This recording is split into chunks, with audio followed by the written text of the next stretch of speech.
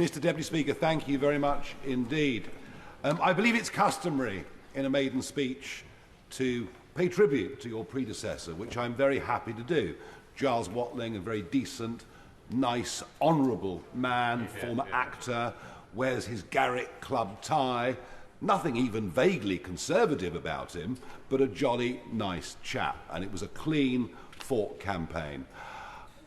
The Right Honourable Member for Holland and South Deepings earlier made reference to Clacton as being the place for a traditional English seaside holiday, and indeed it is, with its pier and its miles of sandy beaches and its arcades, and perhaps it's not the holiday that's as popular as it used to be now that people go to Spain and elsewhere, but it's still there. There are other parts of the constituency that are genteel, quite wealthy, but if we go to places like Jaywick, we find the most deprived community in the whole of the United Kingdom. Those communities have little faith or trust or belief that government can make their lives better. Indeed, what I found knocking on doors were people saying, we want to work, we want to get on, we want to make money, but as soon as we work for 16 hours a week or more, our benefits get taken away, we're better off staying on benefits. And I have to say, I feel immensely sorry for people who the benefit system, which is designed to help them, is actually keeping them trapped in levels of relative poverty. So I will do my best as the MP for the area to bring business investment, private money into the constituency with jobs and training and skills. I can't promise that I'll do it, but I will do my absolute damnedest to make it happen. Now, it's funny because I spent nearly 21 years as a member of the European Parliament in Brussels and with its monthly journey to Strasbourg. And I have to say, this place is very different indeed. It's smaller. There is not a chauffeur-driven Mercedes available for each member. No large lump sums of money, which you don't have to spend on anything and show no receipts for. And I wonder whether perhaps that's why so many in the British political system seem to adore the European Union so much, because it is a rather wonderful place to work. What I perhaps didn't expect was to come here and to find that I'm more outnumbered with my reform team, more outnumbered here than we were in the European Parliament, because there are more supporters of Brexit in the European Parliament than I sense there are in this Parliament of 2024. This is very much a Remainers Parliament. I suspect in many cases it's really a Rejoiners Parliament. But the other issue, and it's very interesting as we debate the King's speech, if you look at the speech itself, the word immigration is mentioned only twice, and asylum just once. And perhaps this is not a surprise, as when Sir Keir Starmer laid out the 6 big priorities for the general election for the Labour Party, he didn't mention legal or illegal immigration.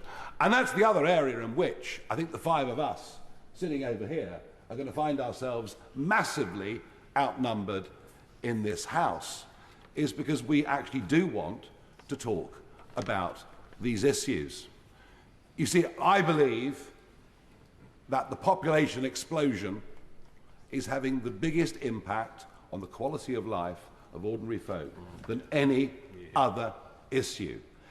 It all started, of course, when the current Home Secretary became a Member of Parliament back in May '97. And it's worth reminding ourselves that net migration was the same during the late 1940s, the whole of the 1950s, the whole of the 1960s, the whole of the 1970s, the whole of the 1980s, and the 1990s up until Mr. Blair.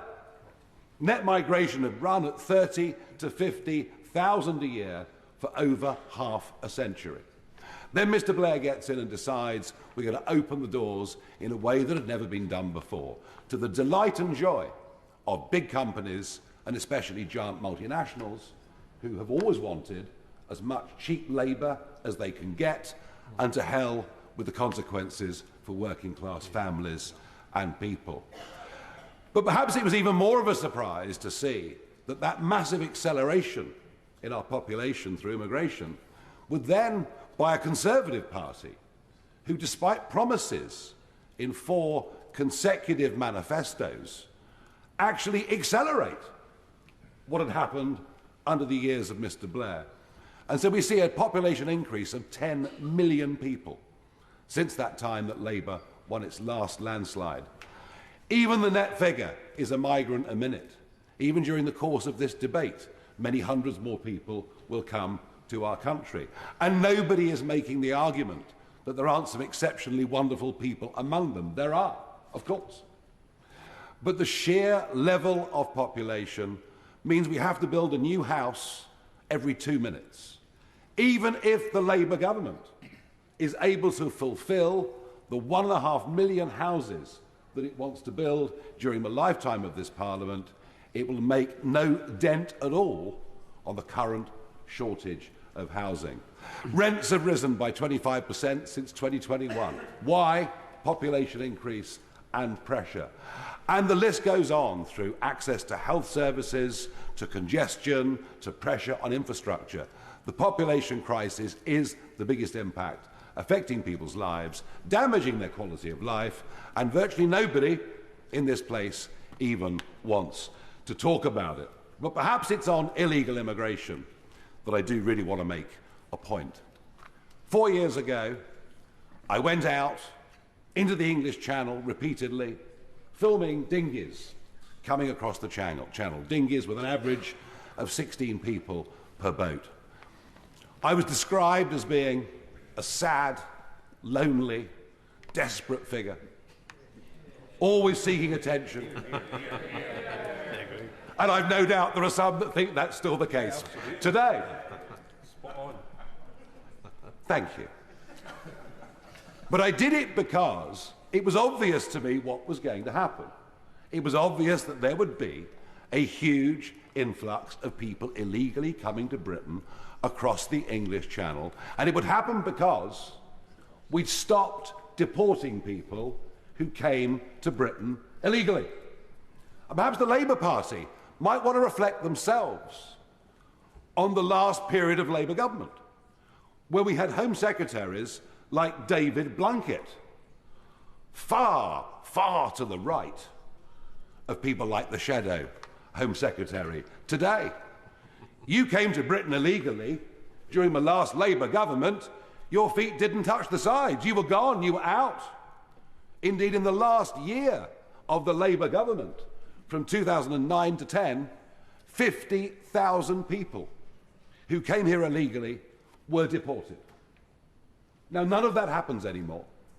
It didn't happen under 14 years of Conservatives, and it clearly isn't going to happen under this Labour government. And I wonder why. I think you'll find it's the increased role of a court overseas that was set up in the wake of World War II with the very, very best of intentions that has now completely outlived its usefulness. It is, of course, called the ECHR, the European Court of Human Rights, and it was the Labour government that enshrined the Convention into British law. We will not stop the boats, even if we sent a handful to Rwanda. We will not stop the boats by attempting to smash the criminal gangs. We've been doing that to the drugs industry in Britain year after year, decade after decade, with no success whatsoever. Yeah. The financial rewards for smuggling people across the English Channel can now net a gang 2 to 3 million euros a week. Whatever prison sentences or penalties are put upon them, there will always be people volunteering to make millions of euros a week. We will only stop this if we start deporting people that come illegally. Then they won't pay the smugglers. But we'll only do that by leaving the ECHR. But I've got a fun suggestion that I think would liven up politics, engage the public, and see a massively increased turnout. Why don't we have a referendum on whether we continue to be members of the ECHR?